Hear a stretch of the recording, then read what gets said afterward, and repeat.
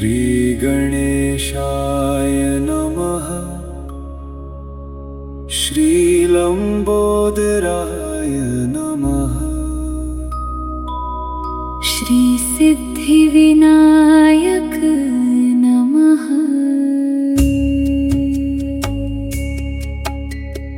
वक्रतुण्ड महाकाय सूर्यकोटि समप्रभ। निर्विघ्नं कुरु मे देव सर्वकार्येषु सर्वदा। वन्दे गजाननं देवं भक्तानुग्रहकारकम्। शुद्धज्ञानप्रदीपं तं सर्वमङ्गलदायकम्। करुणासागरं नित्यं सिद्धिबुद्धिप्रवर्धनम्। विघ्नान्धकारनाशाय नमामि गणनायकम्। लम्बोदरं महातेज मोदकानन्दवर्धनम्। प्रसन्नवदनं शान्तं भक्तचित्तप्रकाशकम्। शुभलक्ष्मी प्रदातारं धर्ममार्गप्रदर्शकम्। सर्वकार्यसिद्धिहेतुं वन्दे श्रीविनायकम्। एकदन्तं महाप्राज्ञं वेदविद्याविशारदम्। भक्तरक्षणदीक्षाय नित्ययुक्तं दयानिधिम्। आनन्दरसमग्नं तं दिव्यतेजो विभूषितम्। शरणागतपालं तं नमामि विघ्ननाशकम्। गजवक्त्रं गुणाधारं देवदेवं सनातनम्। योगिनां हृदयावासं सत्यधर्मप्रकाशकम्।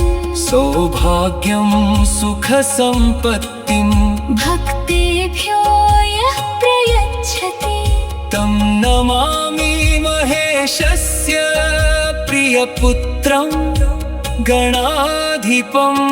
सिद्धिसौख्यप्रदातारं भक्तवत्सलमीश्वरम्। शान्तिदं मोक्षदं नित्यं ज्ञानदीपप्रदीपकम्। सर्वलोकहितार्थाय दयया योऽवतिष्ठते तं गणेशं नमस्यामि हृदि नित्यं विराजितम्। भक्तानां हृदि संस्थं तं दिव्यरूपं दयानिधिं। शुद्धभावप्रसन्नात्मा विघ्नसङ्घ विनाशकम्। सर्वसौख्यप्रदातारं धर्ममार्गप्रवर्तकम्। नमामि देवदेवेशं श्रीगणेशं कृपानिधिम्। चन्द्रकोटिप्रतीकाशं शान्तमूर्तिं मनोहरम्। भक्तपालनतत्परं सर्वसिद्धिप्रदायकम्। वेदवेदाङ्गवन्द्यं तं योगिध्यानपरायणम्। आनन्दरूपमव्यग्रम् वन्दे विघ्नविनाशकम्। मोदकप्रियहस्तं तं पाशाङ्कुशविराजितम्। भक्तकामप्रदातारं सर्वाभीष्टफलप्रदम्। दयासिन्धुं महाप्राज्ञं मङ्गलानां विवर्धनम्। नमामि विघ्नराजं सिद्धिदं गणनायकम्।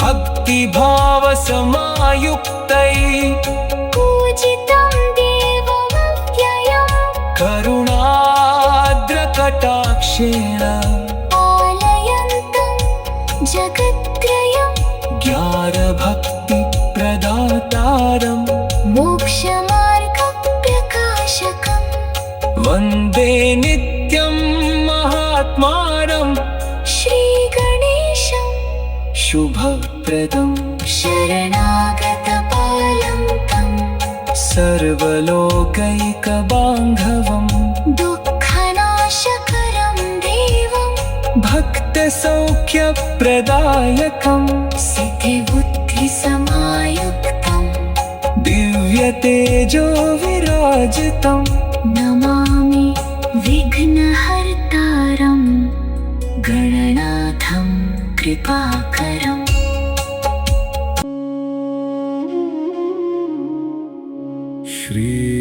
श्रीगणेशाय नमः श्रीलम्बोदराय नमः श्रीसिद्धिविनायक नमः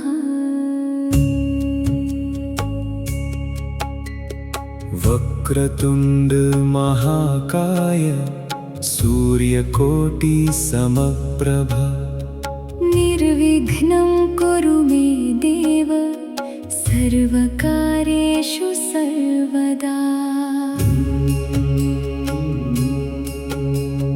वन्दे गजाननं देवं भक्तानुग्रहकारकम् शुद्धज्ञानप्रदीपं तं सर्वमङ्गलदायकम् करुणासागरं नित्यं सिद्धिबुद्धिप्रवर्धनम् विघ्नान्धकारनाशाय नमामि गणनायकम् लम्बोदरं महातेज मोदकानन्दवर्धनम् प्रसन्नवदनं शान्तं भक्तचित्तप्रकाशकम् शुभलक्ष्मीप्रदातारं धर्ममार्गप्रदर्शकम् सर्वकार्यसिद्धिहेतुं वन्दे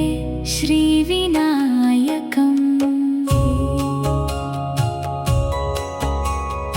एकदन्तं महाप्राज्ञं वेदविद्याविशारदम् भक्तरक्षणदीक्षाय नित्ययुक्तं दयानिधिम् आनन्दरसमग्नं तं दिव्यतेजो विभूषितम्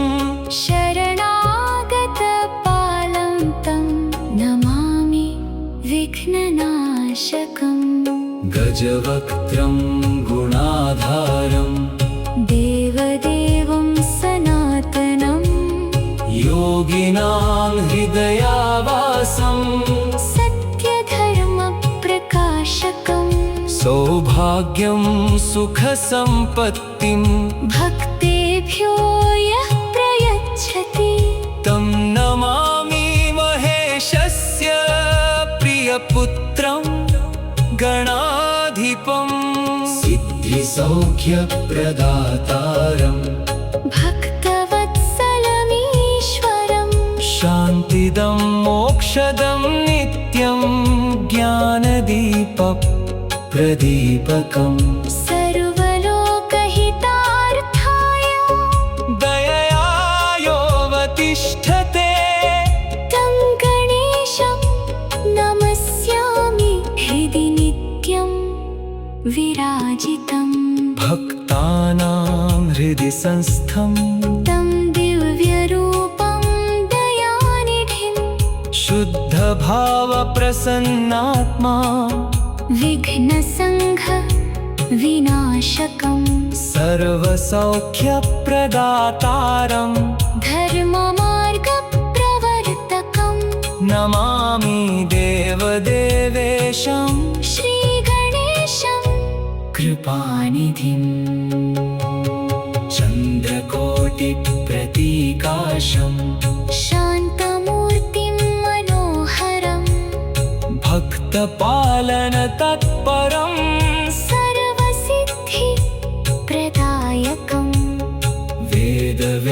सर्वाङ्गवन्द्यं तं योगे ध्यानपरायणम् आनन्दरूपमव्यग्रम् वन्दे विघ्नविनाशकम् मोदकप्रियहस्तं तं पाशाङ्कुशविराजितम् भक्तकामप्रदातारं सर्वाभीष्टफलप्रदम् दयासिन्धुं महाप्राज्ञं मङ्गलानां विवर्धनम् नमामि विघ्नराजम् सिद्धिदं गणनायकम् भक्तिभावसमायुक्तै पूजितं देवमव्ययम् करुणाद्रकटाक्षेण पालयन्तं जगत्त्रयम् ज्ञानभक्तिप्रदातारं मोक्षमार्गप्रकाशकम् वन्दे नित्यं महात्मानं श्रीगणेशं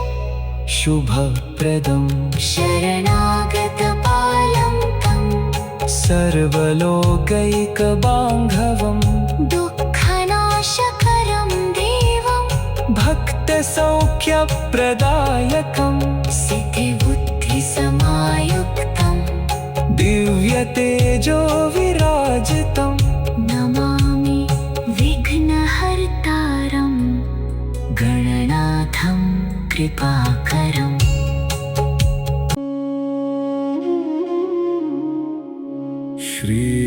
श्रीगणेशाय नमः श्रीलम्बोदराय नमः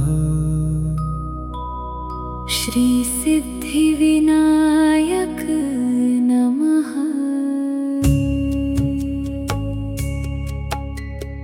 वक्रतुण्ड महाकाय सूर्यकोटिसमप्रभ निर्विघ्नं कुरु मे देव सर्वकार्येषु सर्वदा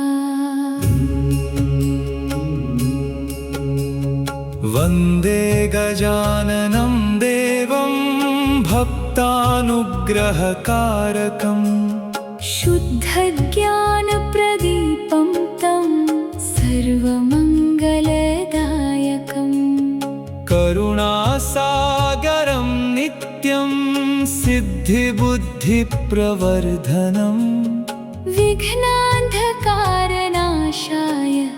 नमामि गणनायकम् लम्बोदरं महातेज मोदकानन्दवर्धनम् प्रसन्नवदनं शान्तं भक्तचित्तप्रकाशकम् शुभलक्ष्मीप्रदातारं धर्ममार्गप्रदर्शकम् सर्वकार्यसिद्धिहेतुं वन्दे श्रीविनायकम्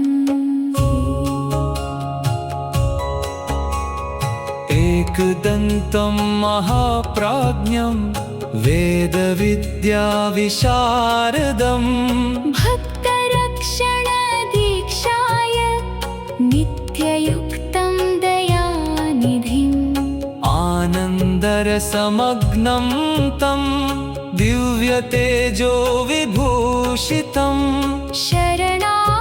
शरणागतपालं तं नमामि विघ्ननाशकम् गजवक्त्रं गुणाधारं देवदेवं सनातनं योगिनां हृदयावासं सत्यधर्मप्रकाशकम् सौभाग्यं सुखसम्पत्तिं भक्तेभ्यो यः प्रयच्छति तं नमामि महेशस्य प्रियपुत्रं गणाधिपं सिद्धिसौख्यप्रदातारं भक्तवत्सलमीश्वरम् शान्तिदं मोक्षदं नित्यं ज्ञानदीपप्रदीपकम् सर्वलोकहितार्थाय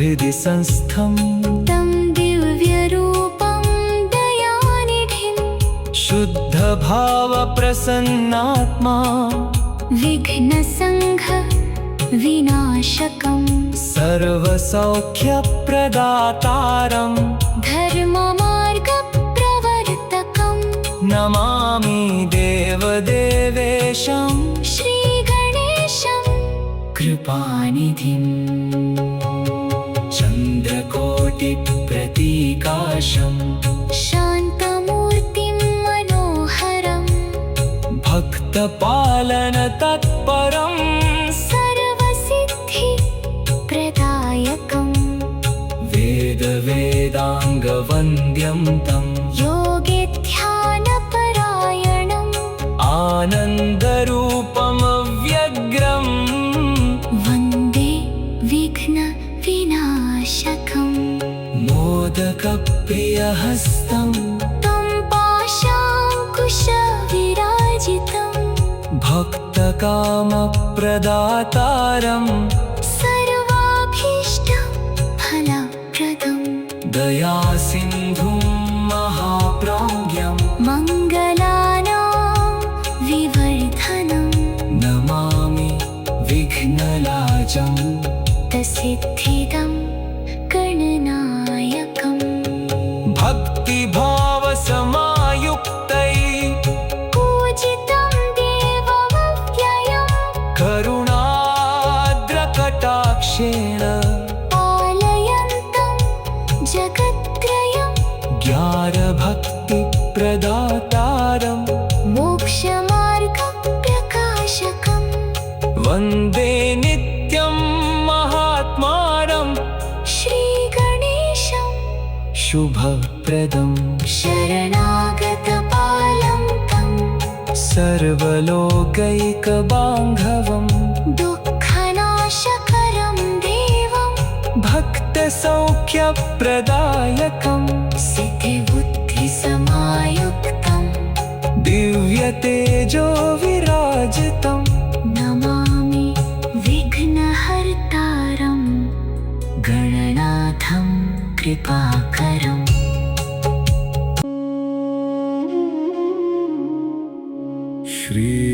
श्रीगणेशाय नमः श्रीलम्बोदराय नमः श्रीसिद्धिविनायक नमः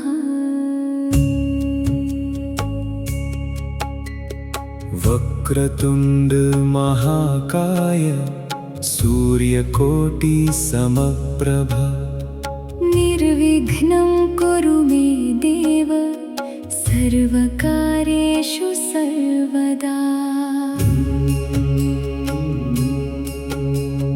वन्दे गजाननं देवं भक्तानुग्रहकारकम् शुद्धज्ञानप्रदीपं तं सर्वमङ्गलदायकम् करुणासागरं नित्यं सिद्धिबुद्धिप्रवर्धनम् विघ्नान्धकारनाशाय नमामि गणनायकम् लम्बोदरं महातेज मोदकानन्दवर्धनम् प्रसन्नवदनं शान्तं भक्तचित्तप्रकाशकम् शुभलक्ष्मीप्रदातारं धर्ममार्गप्रदर्शकम् सर्वकार्यसिद्धिहेतुं वन्दे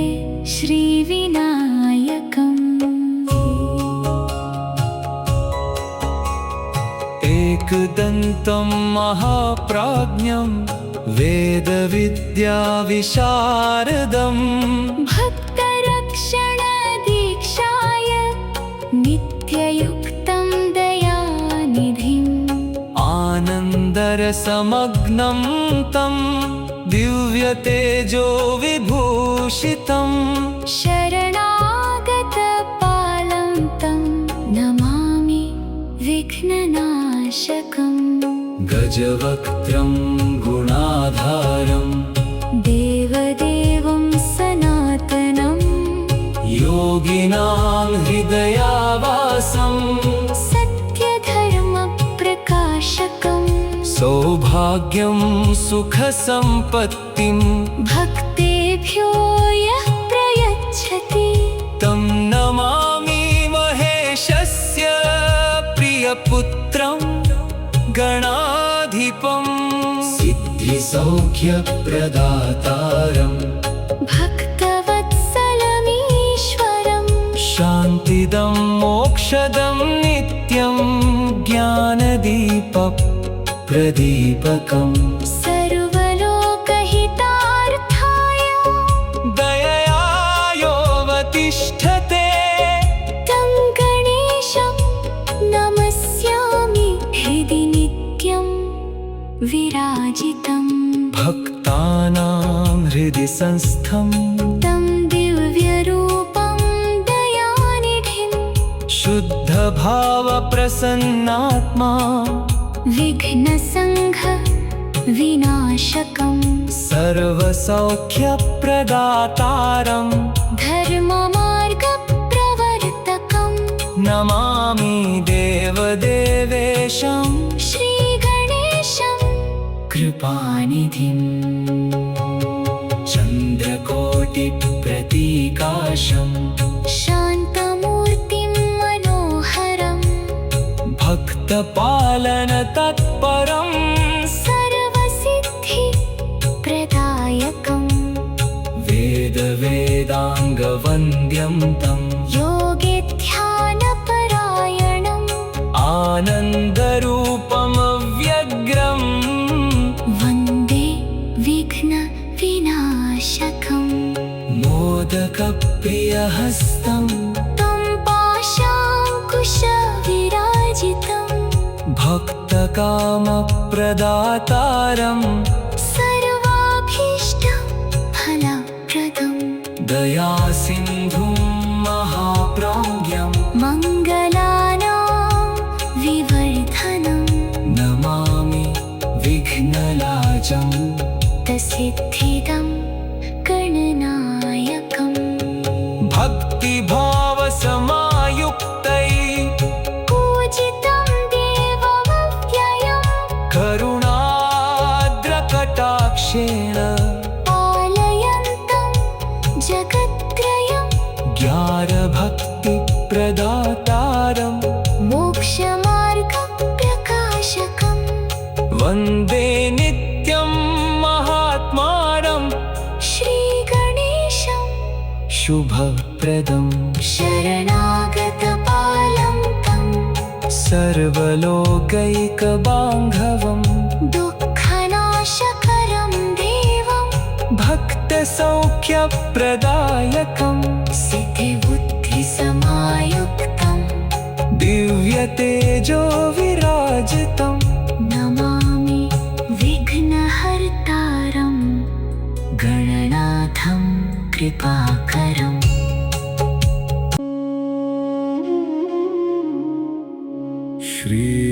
श्रीगणेशाय नमः श्रीलम्बोदराय नमः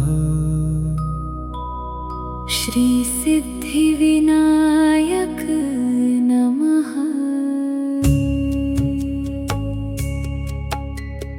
वक्रतुण्ड महाकाय सूर्यकोटिसमप्रभ निर्विघ्नं कुरु मे देव सर्वकार्येषु सर्वदा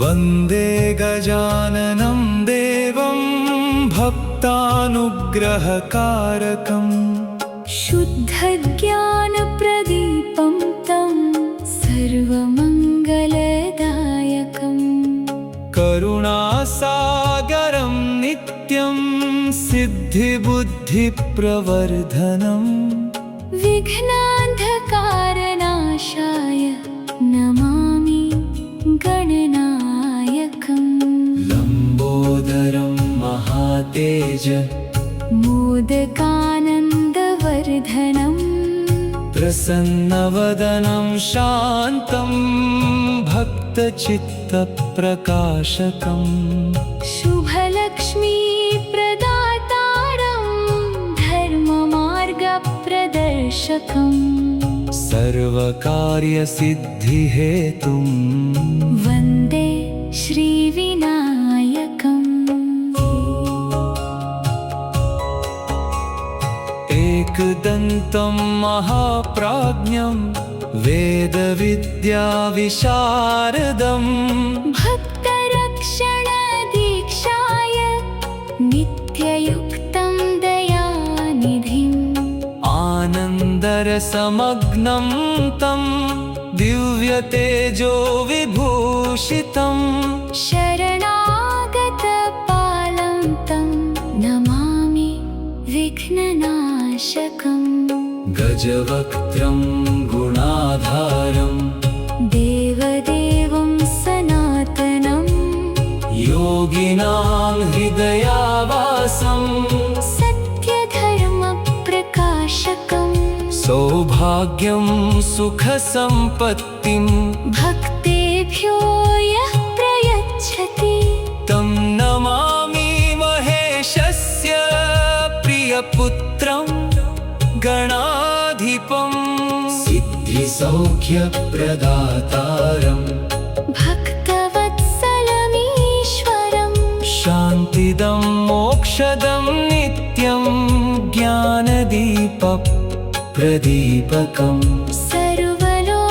सर्वलोकहितार्थाय दयया योऽवतिष्ठते तं गणेशं नमस्यामि हृदि नित्यं विराजितम् भक्तानां हृदि संस्थं तं दिव्यरूपं दयानिधिम् शुद्धभावप्रसन्नात्मा विघ्नसङ्घ विनाशकम् सर्वसौख्यप्रदातारं धर्ममार्गप्रवर्तकम् नमामि देवदेवेशं श्रीगणेशं कृपानिधिम् चन्द्रकोटिप्रतीकाशं शान्तमूर्तिं मनोहरम् भक्तपालनतत्परं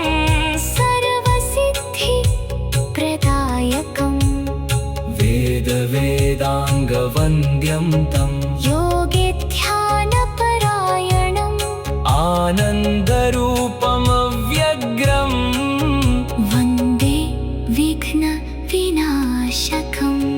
मोदकप्रियहस्तं तं पाशाङ्कुशविराजितम् भक्तकामप्रदातारं